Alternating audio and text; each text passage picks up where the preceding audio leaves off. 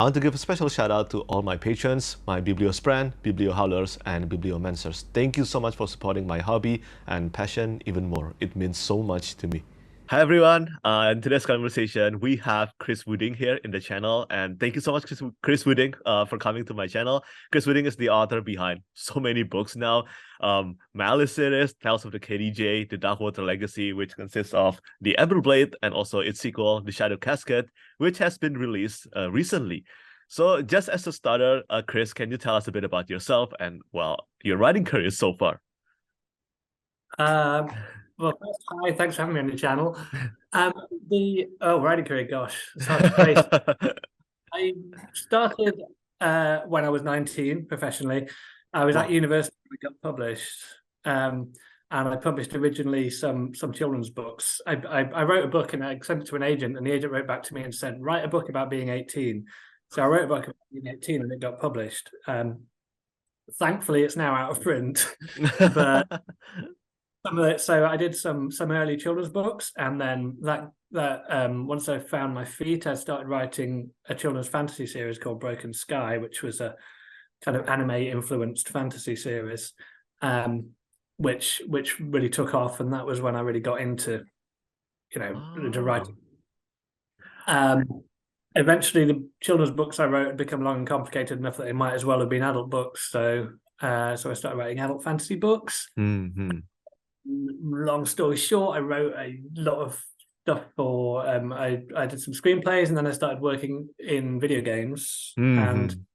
so since over the last few years, and this is partially the reason why the Ember Blade and the Shadow Casket have not come out as quickly as my previous books, is because I've been writing on for video games as well. Games like Assassin's Creed Valhalla, the Dawn of Ragnarok expansion. I've been writing for the new Avatar video game that's coming out next year, Oh, and wow.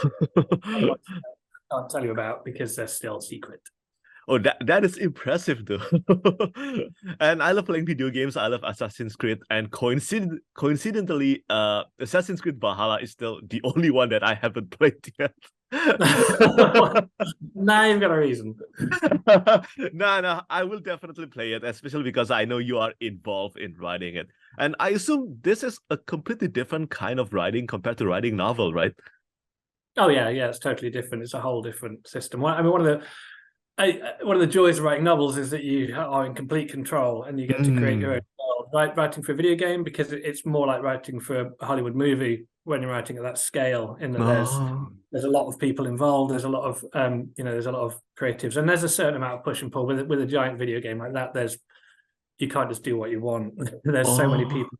There's so much fan expectation. There's so much, it's like it's more like trying to steer an enormous ship rather than when you've got your own book, it's your nippy little dinghy. Yeah, yeah, yeah. It is so interesting to me though, because well, I played many video games, right? But I never kind of look into how all the process for this. So when you say like you're writing for let's say the example is Assassin's Creed Valhalla. So are you writing all the dialogues and all the story or something like that? No, it's very different for each game does it differently. Uh, Assassin's Creed that we were writing, there's the narrative director is a very talented guy called Darby McDevitt, uh. and he was overseeing a lot of the story and things. And so in on that one in particular, I was basically given a section of the game to Oh, write, but oh, it was within overview of the bigger story. And because a story that big and with that much dialogue requires so many different writers that they all oh, yeah, yeah. work under an umbrella, and they'll have to work together because the story has to become a coherent whole all the way through the game. Oh, wow. Yeah, Yeah, it's now fun. I mean, like I say, it's totally different. It's much more collaborative, but yeah, yeah. It it is has it it it is has its pros and cons. yeah, it is very interesting though.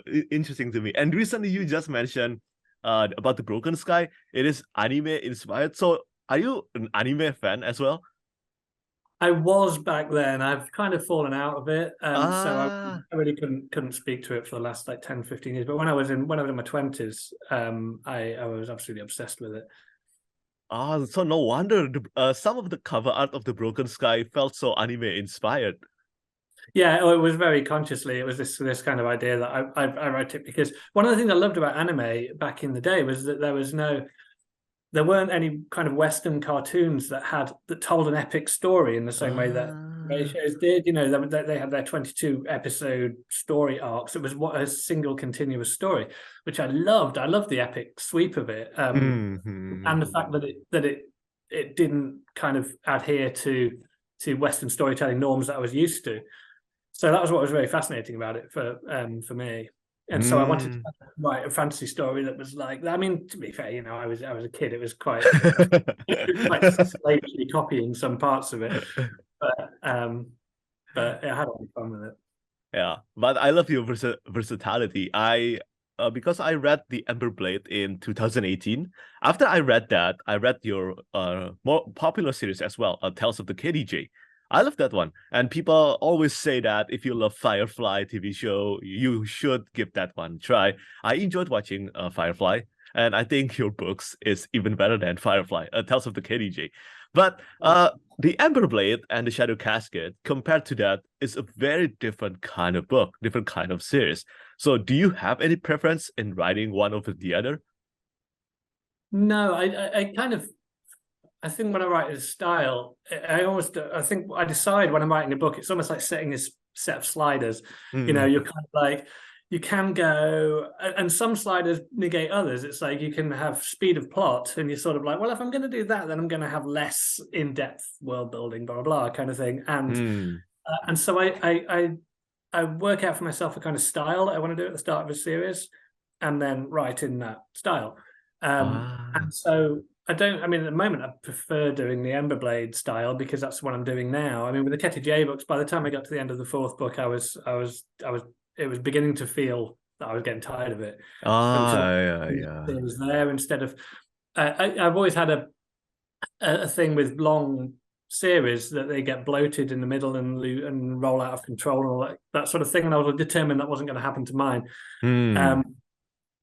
Which is why the Ember Blade is going to be 3 and no more. Should have kill me to write another one anyway.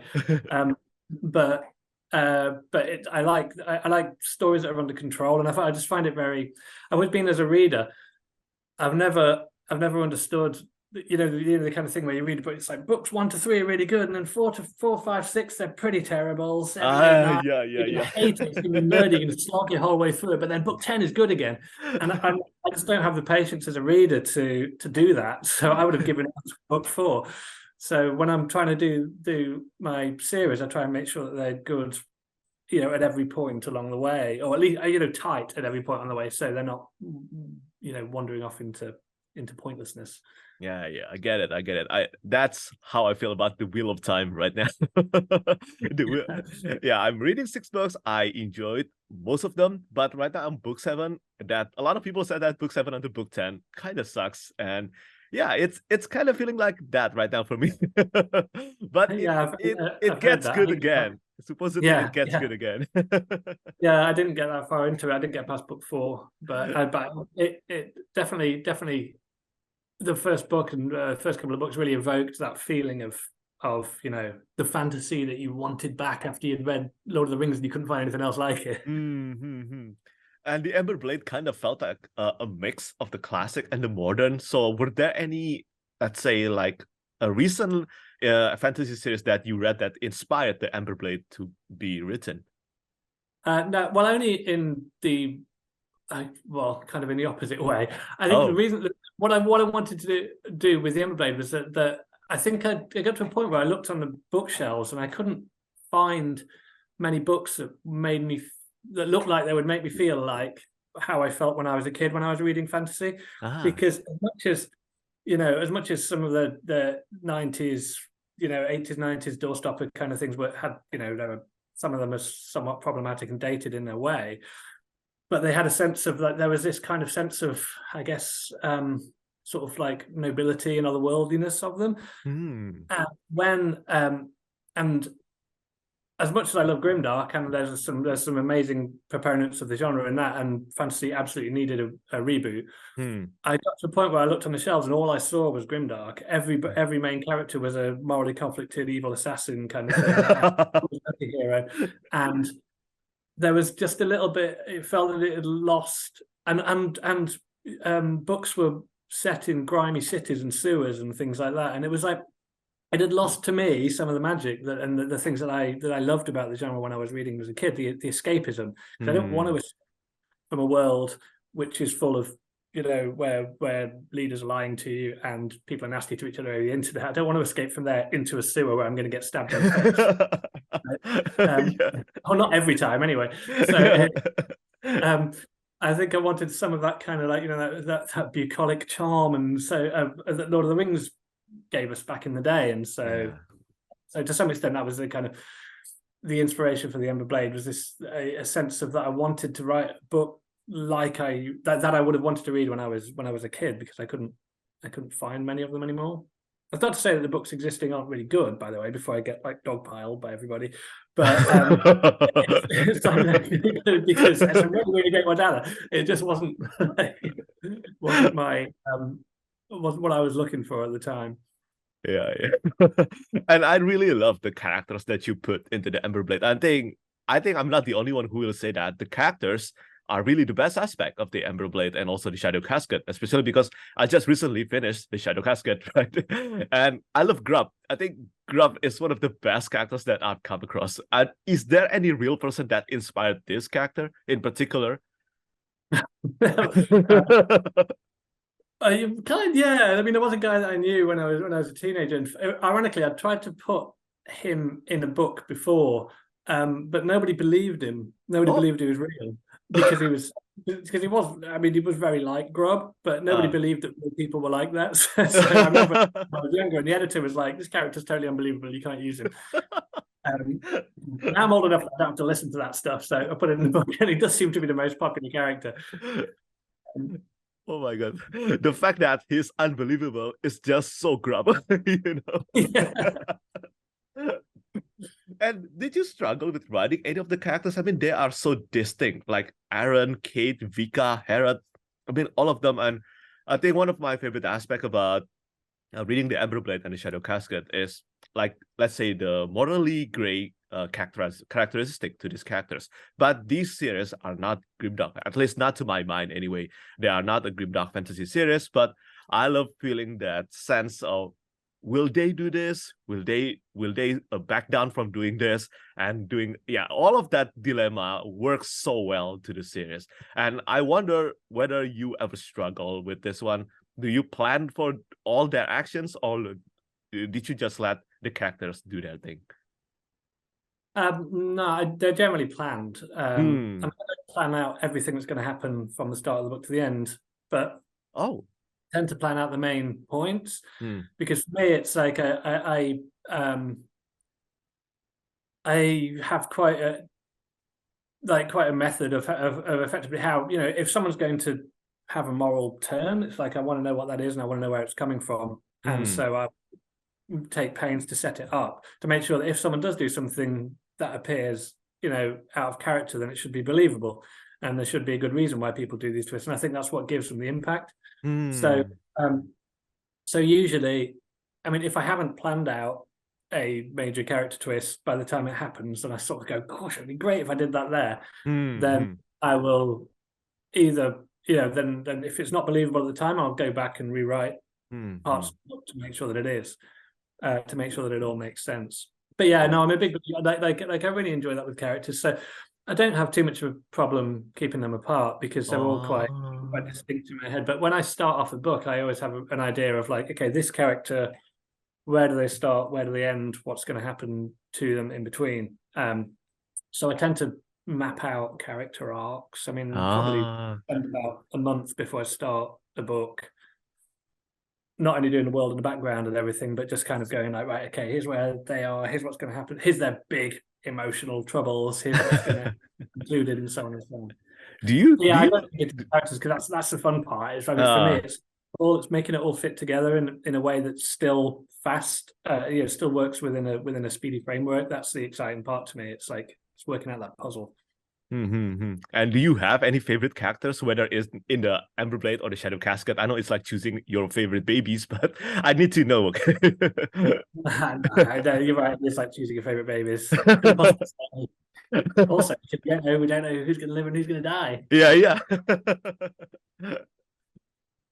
I think, in the Ember Blade, one of my favorite things about the character arc is, I mean, I love all the characters like Aaron, Kate, and Grub, but it's Creel, Creel. I think that's how you pronounce Creel. Creel, the one partner with Garrick. Oh, Keel. Keel. Sorry, Keel. Oh. Yeah. I think his character arc, without spoiler, is yeah, it is. It is probably one of the most emotional one for me. I really felt all that he went through, and yeah, it's just sad. And I just want to say that. Yeah, it's kind of rough. And but I wanted to mix in the kind of like the idea like that with him, it's like his issue is domestic. It's not an epic story. It's not like he has some giant honorable oath that he has to fulfill or anything like that. It's like it's basically like he's on an adventure, but his issues are very tied to family and they're small domestic issues, effectively. And I, as are glistens and things like that. And so these are kind of like I like those parts. I think that's partially what makes characters feel real. The idea that they didn't just appear at the start of the story and go on a quest, and that they had lives and families, and what do they do when they're not doing on the book. Yeah, that sense of realism was so well implemented into the Ember Blade. I was the first time I read through Ember Blade, I don't know whether this is a spoiler or not. I don't think so, but I thought the Ember Blade would be like this super magical weapon thing. It's the Ember Blade is the title of the book. I thought that it would usually in epic fantasy this would be like this magical sword or that kind of thing. But I think in the Ember Blade, it's more like a symbol of power. It's a symbol of revolution. So what sparked the idea behind the Ember Blade here? I mean, you could probably just choose to make this a super powerful weapon, but you didn't. Yeah, that's exactly. And even though I didn't, it's like every other review says, I don't like the magical sword trope, but despite that, I enjoyed the book. Yeah. It's not a magical sword. It's not special in any way. It's just a sword. Yes, it doesn't have any categorically doesn't have any magic powers at all. It's just a sword that is a very old, ancient sword, and it's kind of like the reason it's the symbol, the reason it's the title of the book is because a lot of the book is about faith and belief, and it's about I think at one point Aaron says something that's if you believe in something enough, does it matter whether it's true or not? If you act as if it's true, then it might as well be true. And because this is when he's thinking about his idea of gods, like Aaron is always struggling with the idea of whether he believes in the Ossian gods, or and he kind of at one point decides that it's like, well, if you act as if you believe in them, and then you're still killing in their name or something like that, then does it even matter if they're real or not? So this is a similar thing with the Ember Blade. Like the reason they want to get the Ember Blade is because it's a symbol of everything that Ossia has lost, and so it's this belief that it's like if they can have this symbol, because people follow symbols, if they have this symbol, then it's like then maybe they'll be able to raise their people out from under the Croden boot.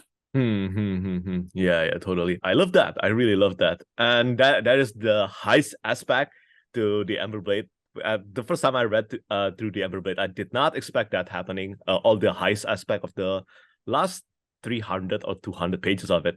I love all of that. I think it is one of your best sequence, even counting the Shadow Casket. So I'm just wondering, will you ever write like a heist-centered epic fantasy novel? I don't have a plan for it at the moment. I'm not thinking beyond finishing, the right now. I mean, the one because the heists, like real heists, they take a lot of planning.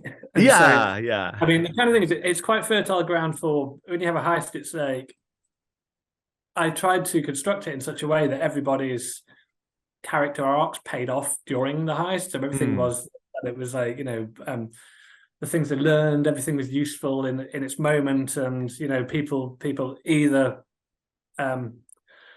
became the person they want to be or didn't during that time, that kind of thing. But it takes a lot of putting together. But I mean, I don't want to pull off the same trick twice. Like a real heist, you get caught. Yeah, you get caught. Yeah, exactly. And that is also the Dreadnoughts, right? The Dreadnoughts. Okay, I have to add, because in the Shadow Casket there are even more Dreadnoughts, like more than 5 or more than 5. I forgot the number, but yeah, there were plenty more Dreadnoughts compared to the one in the Ember Blade.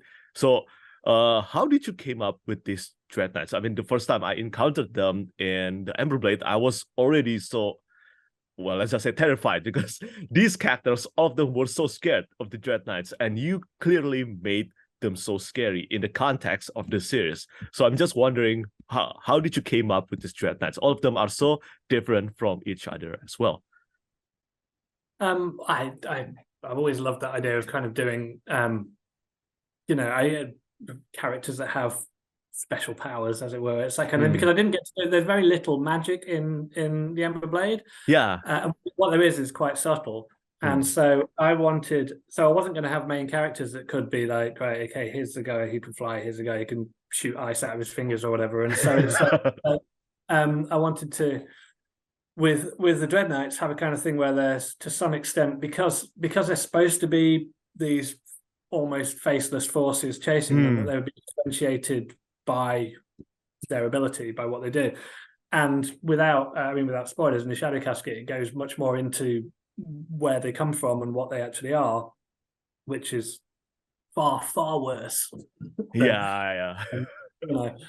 And so I like the idea of having in the first one they were very, they were quite insurmountable, and that's very much what the issue of the Shadow Casket is about. It's the kind of like, how do we deal with these Dreadnoughts when one of them can basically dishearten an entire army of thousands? Like, how are you ever going to win a war against that? And so it's one way I just get to play. Just get to have fun playing with them, kind of thing. Yeah. And another thing, like, you also include Druid. Druid is something that I very rarely encounter in epic fantasy these days. So what made you decide to include Druidism? Do you have any fascination with them? I really found this something to be rare, because I've read like hundreds of fantasy novels in the past few years, and I very rarely see Druid in epic fantasy novels now. Yeah, I don't know. I think maybe they've been diluted by D&D or something. It's like where they've become an idea of like a nature wizard that's not quite as good as a wizard. Nature wizard.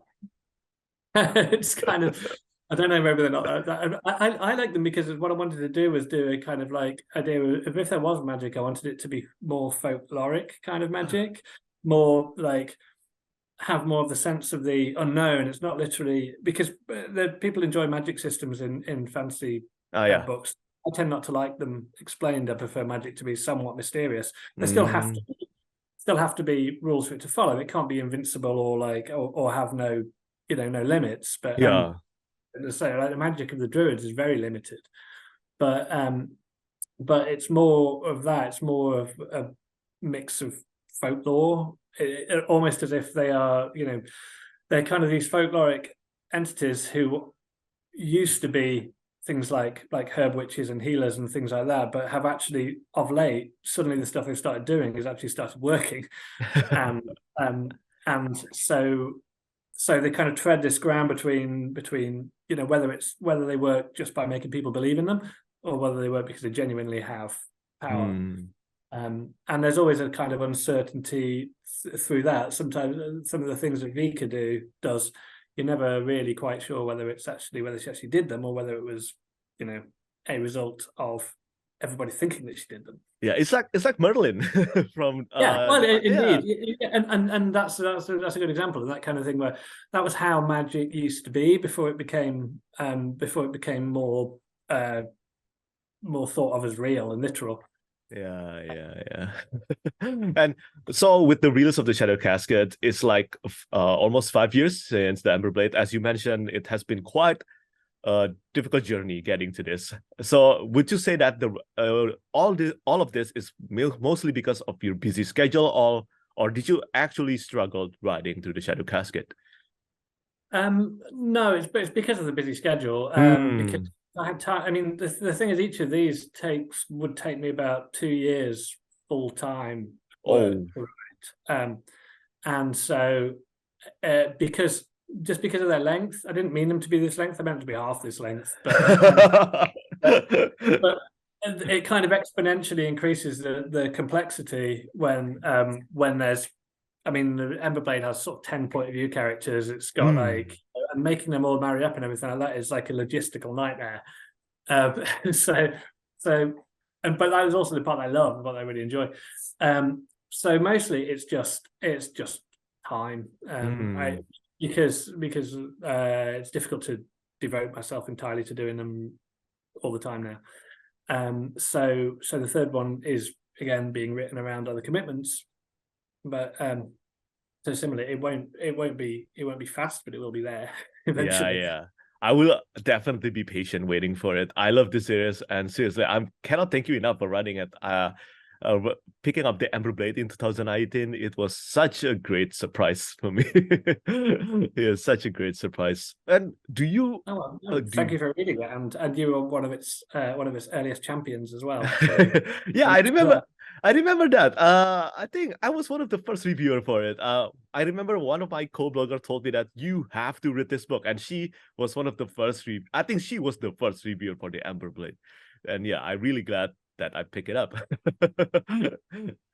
And with the release of the Shadow Casket, this one is also as massive. I think it is as huge, right, as the Ember Blade. About the same length. Yeah, it is as huge as the Ember Blade. Do you expect that the third book will be as huge again? Yeah, I mean, I can't imagine getting it much smaller. It won't be longer. I'm going to be about exactly the same. Yeah, because I with the Shadow Casket, I was very when I was plotting it again, I was very determined not to let it go out of control. So I was like, right, I'm going to keep it as lean as I can, given the amount of stuff that needs to be resolved. It came in about the same. And the third one, luckily, because there aren't tons of one of the things I was quite careful to do is I was like, I'm not going to put all my characters and send them off into different lands or different. You end up with all your main characters in 3 different plot lines. I think in the Shadow Casket they kind of split off into 2 for a while, but that's as much as I went. And that was a very conscious choice because I was like, I don't want everybody I don't want the situation of the reader is skipping between one story and another when there might be one that they don't care about very much, and they are most of the story is always nailed around Aaron, all those people surround him, and most of the story is the focus is kept reasonably tight. And that's what I'll be doing with the third one as well. And so the idea is just to make sure that it's not going to be 4 or 5 different plot lines sprawling off into infinity. But I've got a good idea of how things are going in the third one, and a lot of the pipe has been laid in the first 2 books. So you'll find a lot of callbacks to the first 2 books. Damn it! I want to read it now. I want to write it. Yeah, but I will be patient. As I said, I will be patient. So with all this busy schedule, with all these writings, with video games for your novels, do you still have time to read? I mean, not much actually, because not so much because of that, but because I have 2 children.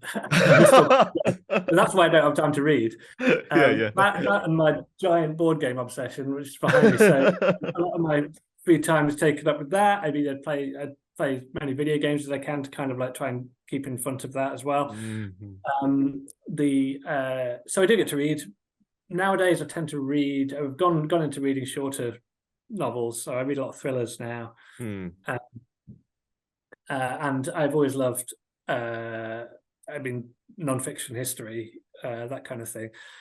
So those are the ones I tend to burn through. It's hard to find the time to get into, I don't know if I would read The Ember Blade, put it that way.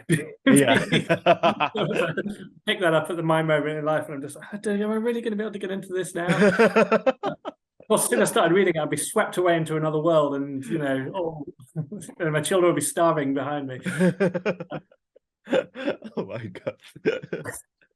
This is like why so many fantasy authors mentioned, once I begun writing fantasy, I don't read any more fantasy novels. Yeah,